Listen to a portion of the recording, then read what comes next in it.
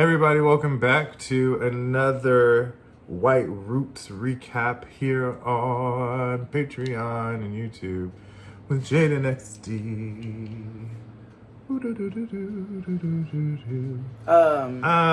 Tristan called Mix Luke, Mix Ben Affleck.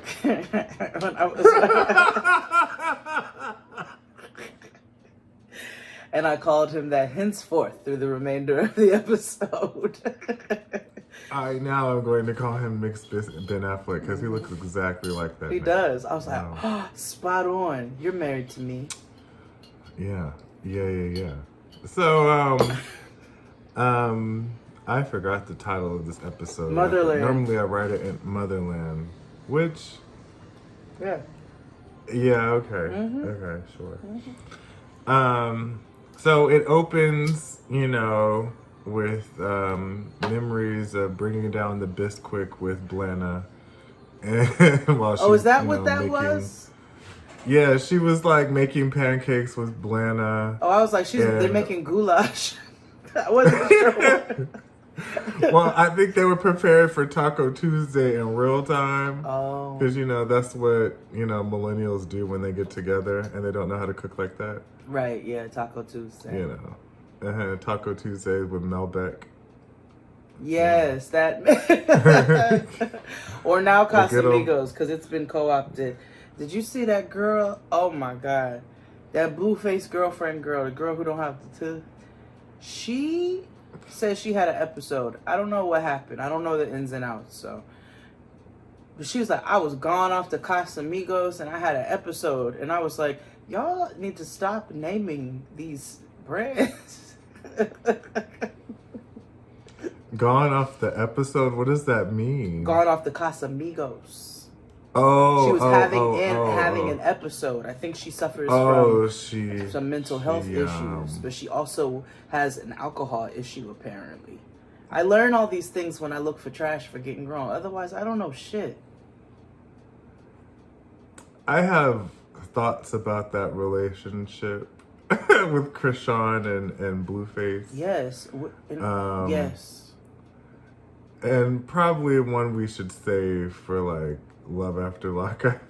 Because it's along that realm. Okay. Or hell, even Inmate to Roommate. We'll wait. Remind me. Inmate Actually to write this down in my... roommate. Yeah, remind me of that. Yeah, I will. Yes, I need to make a note. But yes. But yeah, back to Canadian trauma. So they got... This is so wild. I would never thought to see MAGA Canadians. But they exist. Yeah, I know. I just found out that, I watch wrestling. Yeah. But Chris Jericho, he's MAGA. And that's so wild because you motherfucking Canadian. Like, that's so crazy. I told you, Antonio had an Airbnb roommate when he was temporarily staying in D.C. And it was a Chinese boy from China who was MAGA. Like, he was here on a visa, like, on a specific situation, like, lived in China. And was MAGA. Like, was wearing MAGA hats throughout the house. Like, a terrible human being. Like, he was difficult to live with. And, and when he told me that, I was like... American cosplay. It's so bizarre. Yeah. But it's not. Well, yeah. Well, anywho, MAGA is posted in front of June and them's crib as like, we don't want your kind here. Go back don't to use your our country. Fountains. Go back to your country. This is Maple Leaf only. Yes. Gilead refugees are the niggers of the world. They are back on the bus. Yeah. So in the meanwhile, Serena's calling everybody for help. She blowing up TT Rita's phone. Oh, TT Rita's in this episode, which is important. Yeah. And she blowing up the household phone, trying to get help because you remember she's been detained by Canadian immigration and they took her baby. Mm-hmm. And you know, Luke, mixed Ben Affleck, was like, you know, recapping like, yeah, we got that bitch, yada yada yada, and June was like, relax. We ain't besties, but I did save the baby because the baby ain't did nothing. And they tried her for a second. They was like, what, bitch, y'all friends now? Right. Like, you know. Right. And it was like, no. Cause it's so complicated. Cause I'd be like, yes, you should have drop kicked that baby, but no, you should have drop kicked her, not the baby. You know what she should have done? Stole the baby and raised it as her own. Yes, but no. She should have helped the birthing situation. I totally get that. You know, baby's innocent, blah, blah, blah. And then once she had that baby and pushed that baby out of her, right before she handed the baby, she should have slapped the taste out of her mouth. Indefinitely. Every taste bud straight off that tongue. And then you can have your baby. And while that does not make us even by any means, once again, lest I remind you, I was your slave. Right. Like, it's so fascinating to me how many times June has to remind this bitch, like, skirt. I was your slave. Yeah. Like, you were my owner. Like, what? You beat me, bitch. Like, yeah. What? Fuck out of You here. tried to steal my baby. You beat me. Yeah. You know what I'm saying? You let your husband rape me. Like, you ruined my life for the almost a decade. Yeah. Yeah. Meanwhile, Commander Lawrence, he's trying to get everybody on board with New Bethlehem. Now, then he gets all like the non-rapey commanders, which I gotta tell you is an oxymoron. And, you know, they walking around this little Pleasantville type of situation. That's exactly what it was. That's exactly it was real what creepy. was. They found an island somewhere, which I'm assuming Connecticut. is, Rhode Island, places we don't care about. And they're haunted. New England is haunted. Yeah. I don't give a fuck what nobody oh, I know. I used says. to live there. It's haunted. I lived in New England for 4 years. Every original 13 colony is haunted, and you know why. Yeah, it is. So, because Pennsylvania's haunted. yeah. Virginia's haunted. New England is haunted. You're right. Yeah, just all of New England is haunted. And upstate 'cause New York Boston is haunted. Yeah, It is. Like, because Boston at night is a creepy scene. Like, you know what I mean? It's a very odd space. My father said when he lived in Boston, he would open his glove compartment at night before he would go in his apartment. He was just to show niggas like there's nothing here. Yeah. It gets wild. It gets wild. Yeah, it's like everything creaks in New England. Like, I lived in Connecticut, and you know that's where, like, It's you know, creeks and hollows. all the goose and goblins. Yes. Yeah. Yes. Like there's always a faint whisper in the air. You know what I'm saying? Near a creek. Yes. Even when there ain't no creek. Yeah, exactly.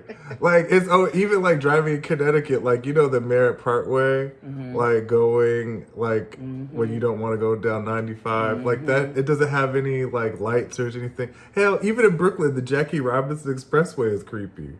Like when you go through that, and you pass all them where the cemeteries. cemetery, yeah. The Jackie Rob. Oh my God. The Jackie Rob was set up to kill niggas. I don't care what nobody says.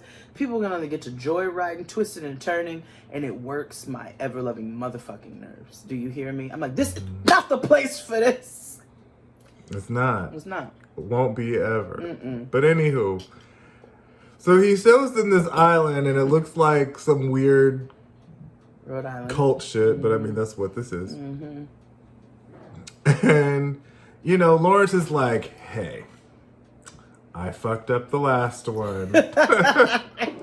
Which, by the way, sorry.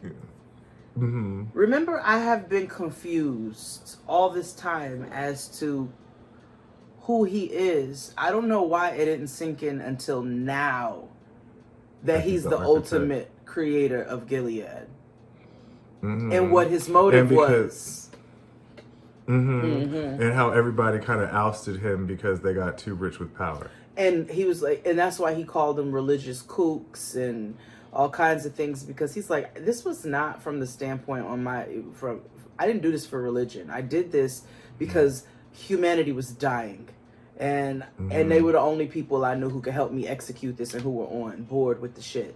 And then it went amok and out of control. So I didn't, this was the first time that I like really figured out what his motive was in his role. And